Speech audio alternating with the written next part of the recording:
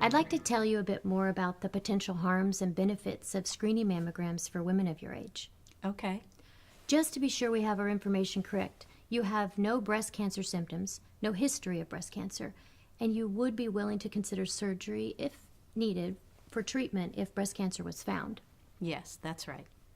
To estimate your baseline risk, you're 48, you've never had a breast biopsy, and you have no family history of breast cancer. That's right. Yes. Okay. Increased breast density is also a risk factor for breast cancer. We measure this on a mammogram, so since you've never had one, we'll leave this unknown. Is there any other way to measure breast density? No, we can only measure breast density on a mammogram. So if I don't get a mammogram, I won't know my breast density. That's right. Based on your risk factors, your chance of developing breast cancer over the next 10 years is 2.7%. Is that high?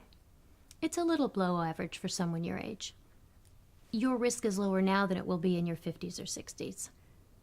Okay, so Now, different guidelines make different recommendations. One may suggest a mammogram every year, while another says consider every other year, or wait until your 50s to start. how do we deal with these differences? It's a good question. Different experts can come to different conclusions even when looking at the same data. This is why you should weigh in with what matters most to you when looking at the possible outcomes. Okay, that makes sense. So, in a group of 1,000 women like you without getting a mammogram over 10 years, 27 of those women will be diagnosed with breast cancer, and the remaining 973 will not. That's the 2.7%. Okay. Of the 27 diagnosed, 22 will survive and 5 will die. Now, if all 1,000 women get yearly mammograms over the 10 years, there are benefits and harms. One of the key benefits is that one of the breast cancer deaths is prevented. So 4 women die instead of 5. Well, that seems really important. Why is there any controversy? The controversy comes from the potential harms of getting a mammogram.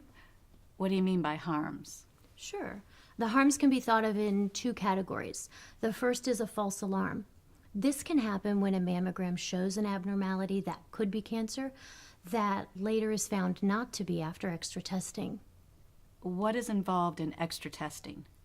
Well, for most women with an abnormality on a mammogram, extra testing involves additional mammogram views and possibly an ultrasound.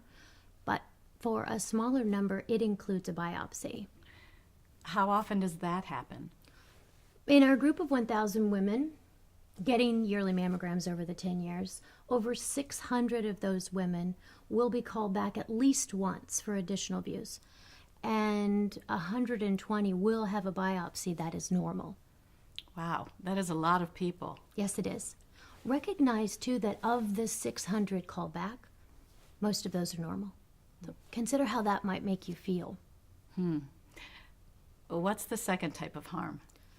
To understand the second type of harm, it's helpful to look at the whole group instead of just one patient.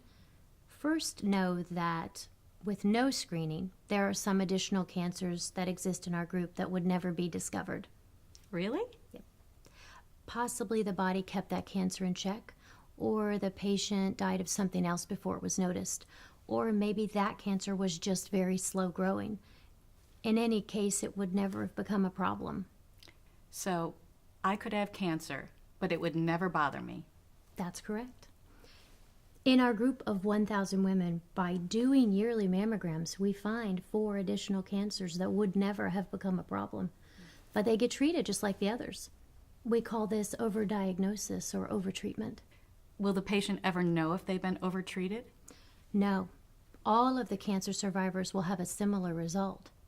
We can't know which were overtreated, which might have died without screening, or which would have survived either way. There does seem to be a lot to consider. Yes, there is. That's why expert groups think it's very important for us to go over these pros and cons before deciding. So what are your thoughts? I think for me, the anxiety of false alarms would be upsetting. I think I'd prefer not to do screening at this point. That makes sense. It's Sounds to me like you have a good understanding of the risks and benefits in a way that matches your own values. So let's not plan mammograms right now. Just know that we can revisit your decision at any time.